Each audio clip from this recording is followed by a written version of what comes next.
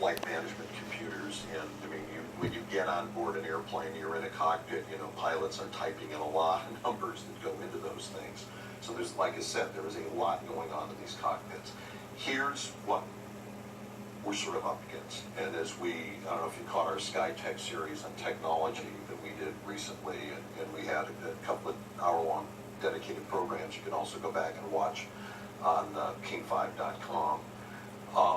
There are emerging threats, and one of them that we looked at was like drones, for example. This is going to get a lot of attention. This is going to get a tremendous amount of attention. One of the things that is the reality of the industry is, again, there are 23,000 airliners flying in the world now. I mean, that doesn't mean they're all in the air at the same time, but they're in service. That number is expected based on Boeing's current market outlook. Airbus's numbers are very similar. The next 20 years, that's going to be 46,000. There is already a severe pilot shortage in the world. One of the things, that's why this cargo issue keeps coming up, is do we really need two pilots for a cargo airplane? Well, I was just flying around in a 777 freighter, which is an extremely big airplane. It was part of the testing. You'll see that. That's where a lot of these tests were done. We had two pilots. We had a crew on board that airplane. Could you fly it with one pilot? Yes. Is Boeing looking at that? Yes, but I don't think anybody's really ready to go there, but it is an idea that keeps getting kicked around. Could you have a pilot on board the plane, and could you have some sort of a control on the ground, another pilot on the ground, basically is that backstop? That's another thing that has been discussed. Remember, drone pilots who are flying these military drones over the Middle East, but they're sitting there in a cockpit, if you will, in an Air Force base here in the United States. So is the technology there? Sure. Are we going to go there? That sort of depends. Obviously, this is going to be something that's going to come up again, and you heard him mention the German Wings. That was the name of that suicidal pilot. Locked the captain out. Right, he couldn't get back in and crashed that airplane, I believe, into the Alps and killed everybody on board, 4 passengers. We're getting close to the top of the hour. If you're just joining us, my colleagues on the desk here, Greg Copeland to my left, Amanda Grace, and our aviation expert, Glenn Farley. This has just been a crazy night that started at about 8:15 this evening. What we know at this point is that a mechanic at SeaTac Airport, we believe we're not sure which airline, stole a Q400, which is a passenger plane flown by Horizon. You've probably flown them if you've gone between here and Spokane. He took the plane, got up in the air, F-18 fighter jets scrambled, and this is what the plane looks like. But fighter jets scrambled, and basically all heck broke loose as people tried to figure out from the tower who this guy was, what were his intentions. And Amanda, why don't you take it from there? Yeah, this plane was doing some air stunts in the air. A lot of witnesses saw this happening. The plane dipped down low over Puget Sound and eventually came down right on Ketron Island in a big fireball. The good news here is that no casualties on the ground, no property damage that we know of right now. It's incredibly dark out there and fire crews just arriving at the scene. Ketron Island only has about 20 year-round residents. There are some scattered cabins on the island right now, but it does appear that this rogue pilot brought this plane down in an area that was just a wooded area in a sparsely populated island, and it appears right now that this pilot, who we believe is 29 years old, is the only casualty of this incident, thank goodness. To give you an idea, Ketron, right across from Steilacoom, if you're going across the Narrows Bridge, headed into Gig Harbor, and you were to look off to your left, look south, it would be the tiny island there, nearest land, and you see Anderson Island there off to the left. And just north of that, out of the picture, is Fox Island, and then even farther north would be Gig Harbor, and then you get into the Narrows Bridge. And like Amanda said, this is more populated on one side, the north side, than it is on the south side. We don't know where the plane went down yet, but we did have Sky King up and over, and these are some of the pictures when Sky King arrived on scene. Clearly the plane crashed there. We've had that reported by multiple agencies. and a lot is on fire at this point. We just don't know, how much damage was done. So that's what we know at this point. So you are watching King 5 News at 11 o'clock. I'm Amanda Grace alongside Greg Copeland, Mark Wright, our aviation expert, Glenn Farley. We have been following a developing story, breaking news tonight. An employee, a mechanic, has stolen a plane out of SeaTac Airport. This is a Horizon Q400 plane, happened just around 8 o'clock tonight. You are looking at what a similar plane looks like. The Pierce County Sheriff says this mechanic took the plane, no passengers on board. They say he was a 29-year-old suicidal man from Pierce County, and this was not a terrorist incident. And that plane eventually crashed, again, on Ketron. Plane eventually crashed on Ketron Island, again, just west of Steilacoom. A couple of military, these are F-15s that are based out of Portland. They can get here in just minutes. They were not involved in the crash, but they were escorting that plane, trying to figure out what the pilot was doing. But that crash, the plane finally went down on Ketron, and you saw the crash started a fire there. The Coast Guard sent crews, multiple other agencies, Pierce County, Gig Harbor have all sent crews there to kind of assess the situation. We're still trying to wait for some information. Earlier, we played the recordings of the conversation between the tower and the man who allegedly stole this airplane. We'll get to that in just a bit, but right now we want to bring in King 5's Michael Crow with the very latest. Michael, good evening. Yeah, guys, right now we're at the Steilacoom ferry terminal that is closest to the island where that plane crashed. This is also the command post for the operation. Because it's so remote, they're actually having to use a ferry to get crews out to respond to that. I'm going to step out of the way right here. You can see behind me, actually, the ferry. We think that's it. Just returned here. The Pierce County Sheriff was telling me they had to use that to ferry crews out there, firefighters, to reach that island. He said right now that they are actually working to get in close with that fire. They are finally now on the island. We know it's very remote. It's a wooded area, but that is what they're working right now. It doesn't sound like they've made complete contact yet, but they are working on that fire right now. So as for that situation, we know there is a fire on the island. We know it's very remote, very few people living there year-round. So the belief right now is that no one else on the island was involved. So that is the situation there. As far as witnesses, we've been talking to a lot of people here at the ferry terminal. It's a popular place to come and watch the sunset. People said they were out here to watch the meteor shower that's supposed to be this weekend, and then they saw this plane in the sky flying over them, trailed by fighter jets. Here's a little bit of sound from some witnesses who said it flew right over their heads earlier today. He flies like right over our heads, like clear up, like maybe like 20 feet up in the air, like right over our heads, and like that's really close. So he flew around. He went over some houses, but we thought that they were just like doing sharp maneuvers, and the two fighter jets were like following, cutting close and stuff. And we see him clear over that like island over there where he crashed, and we thought he just like flew further so they could like practice more. All of a sudden we hear this huge boom and we see the mushroom of fire happen. So yeah.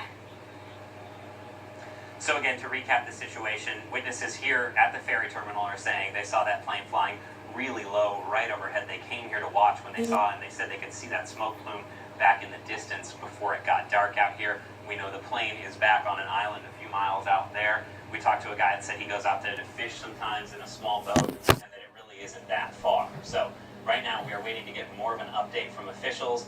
The Pierce County Sheriff gave us a bit of good news earlier, because when you think of a plane being stolen, we asked him if you think of terrorism. He says there's no indication of that at this point. But the last point I'll make here is there's that ferry right behind us. We believe that's going to be used now to ferry a second round of crews out to the island to continue trying to fight that fire as they investigate more about this plane crash. Guys, we'll send it back to you in the studio and keep you updated as we learn more. Okay, Michael Crow, thank you very much. Yeah, clearly a huge firefighting operation. We saw those images from Sky King showing just how big this fire is on the ground there on Ketron Island. On a very tiny island. I think one of the most chilling things that we've come across tonight is recordings from the tower and a conversation between those in the tower and the man who apparently stole this plane. It's a really strange conversation, and I think it gives us a really good indication that this man was troubled. He was very troubled. Let's listen to it right now. I got a lot of people that care about me, and it's going to disappoint them to hear that I did this. I would like to apologize every one of them. Just a broken guy. Got a few screws loose, I guess. Never really knew it until now. I started like 30-something. 100 pounds of fuel. Rich, you said you had 2,100 pounds of fuel left? Yeah, I don't know what the burn out is like on takeoff, but yeah, it burned quite a bit faster than I expected. There is the runway just off your right side in about a mile. Do you see that? That's McCord Field. Oh man, those guys will rough me up if I try landing there. I think I might mess something up there too. I wouldn't want to do that. Hopefully, they probably got anti-aircraft. No, they don't have any of that stuff. We're just trying to find a place for you to land safely. Yeah, not quite ready to bring it down just yet, but holy smokes, I gotta stop looking at the fuel because it's going down quick. Okay, Rich, if you could you start a left-hand turn, and we'll take you down to the southeast, please. This is probably like jail time for life, huh? I would hope it is for a guy like me. Okay, Rich, thank you. Right now he's just flying around, and he just needs some help controlling his aircraft. Very good. Nah, I mean, I don't need that much help. I played some video games before. I would like to figure out how to get this cabin altitude. Like, I know where the box is. I would like to get some, make it pressurized or something so I'm not so lightheaded. Minimum wage. We'll chalk it up to that. Maybe that'll grease the gears a little bit with the higher up. Damn it, that's true. People's lives are at stake here. Now, Rich, don't say stuff like that. No, I told you, I don't want to hear no one. I just want you to whisper sweet nothings in my ear. So let's bring in our aviation specialist, Glenn Farley. Glenn, on the one hand, this guy knew enough about airplanes as a mechanic, and we just got confirmation from Horizon that it was one of their mechanics. He knew enough about that plane to get it off the ground, but clearly in that discussion with the tower, he didn't know everything about that plane, and he was in over his head. It certainly seems to be. Again, cockpits are very busy places, even with two pilots flying it, which is what this is. He's obviously, I don't know if he has a pilot's license to fly anything. He talked about flying video games. Maybe that was his experience. He obviously needed to know, or at least look into, managing to get this thing onto the runway to take off. He had to know what airspeed he had to hit in order to rotate and get this airplane into the air. He was surprised at how quickly it was burning fuel. Apparently he had about 2,100 pounds left. This is an airplane when fully loaded. It's over 11,000 pounds of fuel on board. That's how aviation measures it. How many pounds of fuel do you have? And he was, he's talking about, okay, does McCord have anti-aircraft weapons that are going to shoot him down? He's kind of all over the place. We believe there's going to be more audio that's going to come out of this as we go forward. That's going to probably give us some other clues, but I think that there's a question is, was he going to be able to get this airplane down? There's a pretty generous runway there at McCord Air Force Base. Potentially he could have gotten that, and they would have obviously worked with him as they were working with him. But it's just, the whole night's been crazy. As we're looking at the crash scene, Greg, you're from the south side. You know this area very well. Ketron, a very small island, 220 acres, and we're looking at where this plane landed on that island to give people an idea of where Ketron is. So if you're going across, it's right across from Steilacoom. If you've ever played Chambers Bay Golf Course, you'd look at it and you would see it off to the south there. If you're coming across the Narrows Bridge, headed toward Gig Harbor, it would be off to your left, which it's hard to see from the old bridge with the new one there. But if you're headed from Gig Harbor to Tacoma, you look to your right. It's a sliver of an island. Runs, lengthwise. I don't even think it's a half-mile wide, or maybe a quarter-mile wide. It's not very big at all. It's down there, but you first see Fox Island. Down there next, you will see Ketron, and right around there's Anderson and McNeil as well. But it is tiny, and you've got, I have a friend with a cabin on Ketron. She was not there, was thinking about being there this weekend. I'm glad she wasn't. But you've got maybe 11 maybe cabins there, or homes, and most of the people live there year-round, but like I say, not everybody. And the northern island, the northern part of the island, is where I've been. It's a little more populated. than the south, but they're kind of all spread out on the water. And it's amazing to me that, from what we're hearing, that there wasn't more damage or anybody on that island injured or killed. I just find it amazing.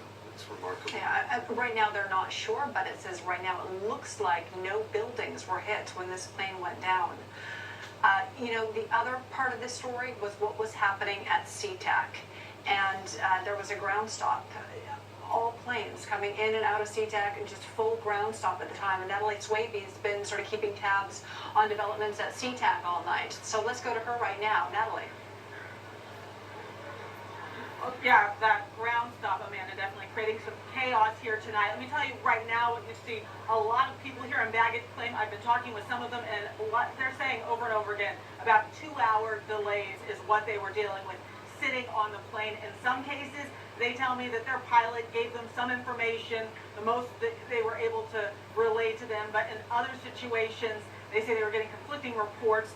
People told me they did see the tweet from Alaska Airlines talking about the unauthorized takeoff of a Horizon plane. Just listen to some of the reaction that we heard here at SeaTac tonight. 2 hours behind, so. And she's on the tarmac and they have no idea when she's going to be in.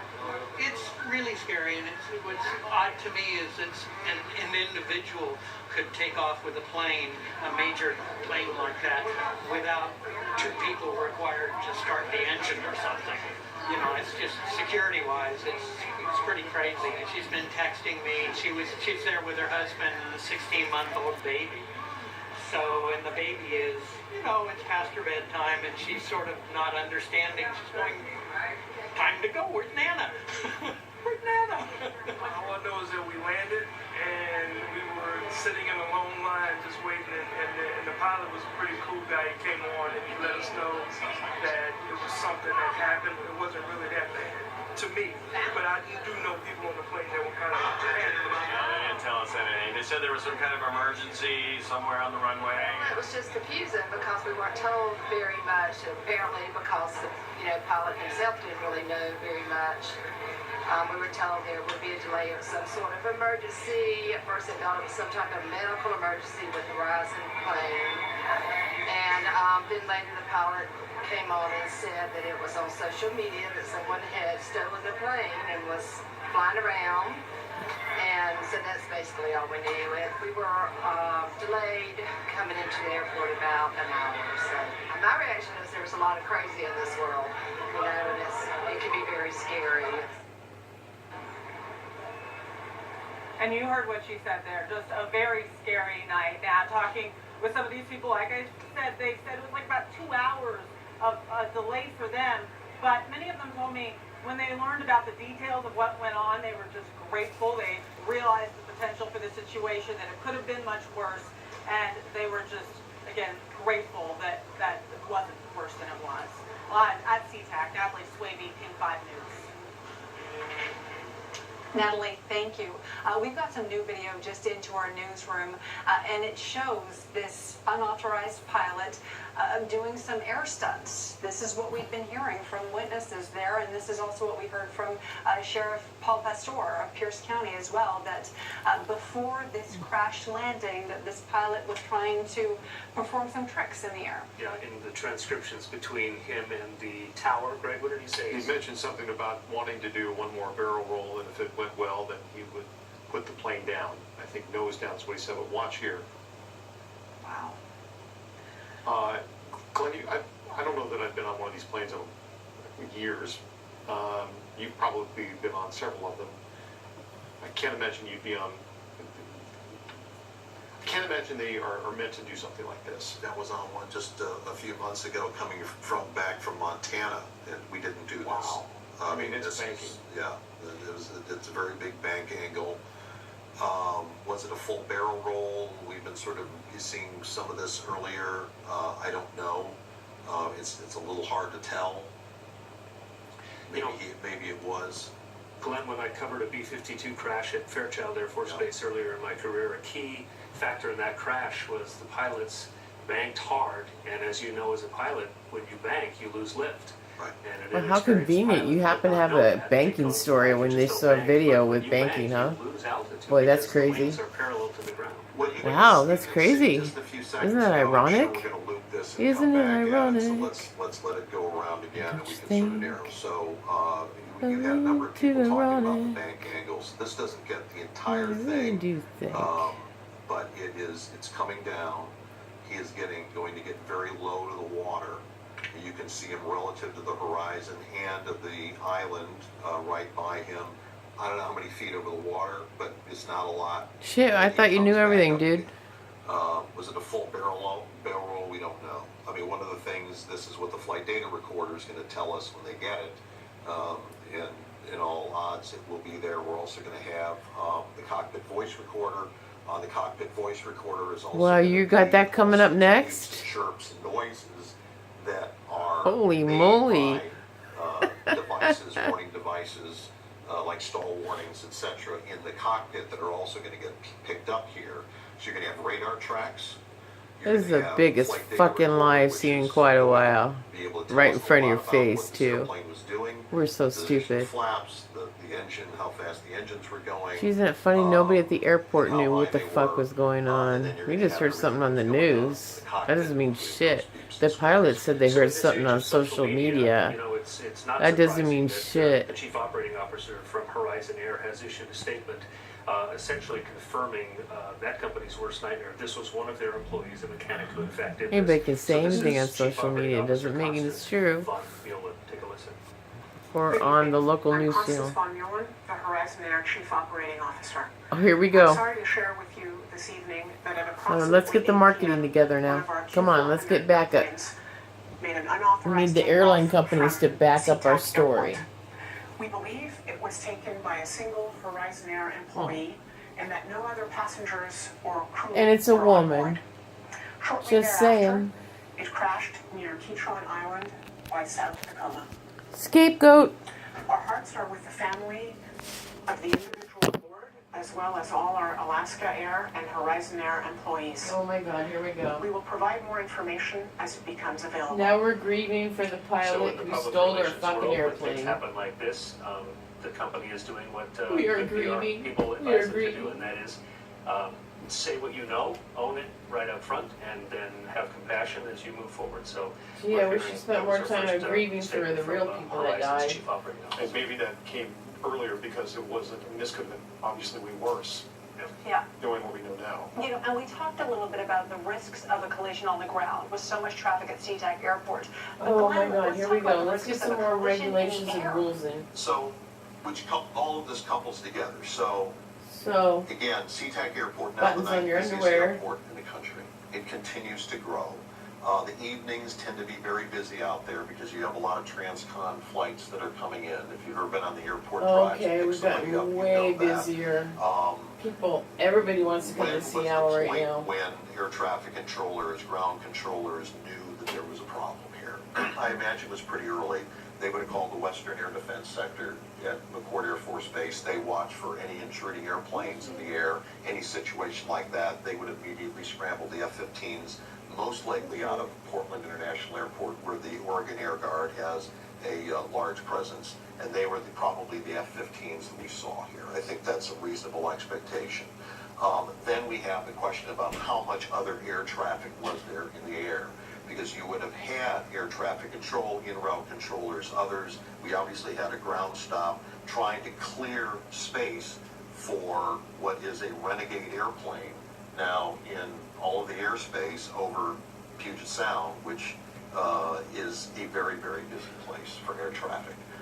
There's going to be a lot of stories and a lot of people in those roles are going to have to go over here at some point during this Here we investigation. go, here we Well, this is go. a big Rules and wake-up call for the regulations. airline That absolutely is. Again, it is. We are seeing everything growing. You know, how long did this guy work there? What was his work history Let's like? get scared, let's Did he get have scared another again. evaluation? How Ooh, they're did coming he to apparently get go us. off the rails in this case? All of that is going to have to be considered, and then all of that is going to get based on where do we go from here, because we just have tens, if not hundreds of thousands of employees for airlines, airports, others who have security clearances, things that get them onto airplanes. So until this airplane started to roll out to a point where somebody said, something's not right here, that's probably when the flags went off. But we don't know the answer to that question exactly. And it was a quick response. It was a very quick response. And then the other piece of this is, where was this airplane going to end up? I mean, the fact that we had one fatality out of this thing tonight seems to be nothing short of a miracle. We don't even have a structure apparently on the ground that was damaged by this. And thank goodness it wasn't a terrible. And this is, I mean, this is such a hugely populated. 40,000 people across the street at Safeco Field, so thank God it wasn't that. Amy Marino standing by in Silicon right now. Amy, I know you've been talking with witnesses, people who saw this plane, saw the F-15s, and then saw the big fireball too.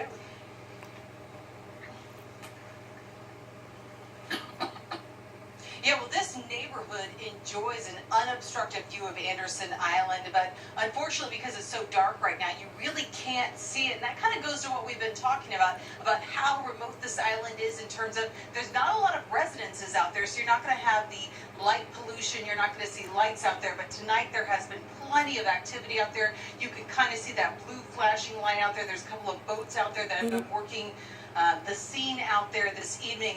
Neighbors in this part of Silicon definitely heard what was going on, though. They heard the explosion from the impact. Some told me they saw the plane. They heard the fighter jets. They knew something was very wrong. I talked with several tonight, upset by what happened, a little rattled, scared by this whole turn of events. I talked with one man who owns land out on Ketron Island, and they have a yurt out there, and he and his wife, they also live in North Tacoma. They were checking on friends who live on the island. They were checking on people who live on Ketron Island, concerned about how people are doing, concerned about whether this fire may spread. They tell us there's not firefighting equipment out on the island, and we saw that with the ferry taking firefighting equipment out there. They were very concerned about the conditions and whether this could end up affecting some structures. Well, I'm just glad there's fire personnel out there because, I mean, it's 220 acres, so, I mean, we're super, super concerned, but we're just praying and hoping that the fire won't come our way. With the way the wind's blowing, it's really hard to tell right now, and luckily it's not as hot or as windy as it has been the last couple of days, so that's kind of encouraging for us, but, you know, we're just real anxious, and as you could well imagine. But yeah, a special place for you. Yeah, oh, absolutely, it's a really special place. It's kind of, I equate it to staying in a state park all by yourself anytime you go out there, but it's an eclectic group of people who live out there, but at the same time, it's just a great place to be, and it's so close to our home in Tacoma, too. And so it really holds a close place in our heart, and we put a lot of hard work and man hours into building our little dream getaway out there, and we just hope it stays that way. Very tight-knit community on that island. He tells us tonight people were messaging each other, checking on each other, and so far, once again, we've heard that nobody on the island was injured. A lot of people in this neighborhood in Silicon taking photos, coming out here to take a look at what's going on, saying they've never seen this sort of activity out there. It's very unusual. You know, Ketron Island is a very quiet place. They enjoy this view out here, and this whole thing is a little scary. And I talked with one gentleman who said, you know, he felt kind of harsh saying it, but he's really glad nobody else was hurt, and calling it a miracle that this could have been so much worse. We're live in Silicon. Amy Marino, King 5 News. Amy, thank you. So when this pilot and the air traffic control, they had a lot of options to try to get this guy down, but it turns out that he probably wasn't interested in that. Well, we don't know. I mean, like I said, the analysis is going to go on. I'm sure the NTSB is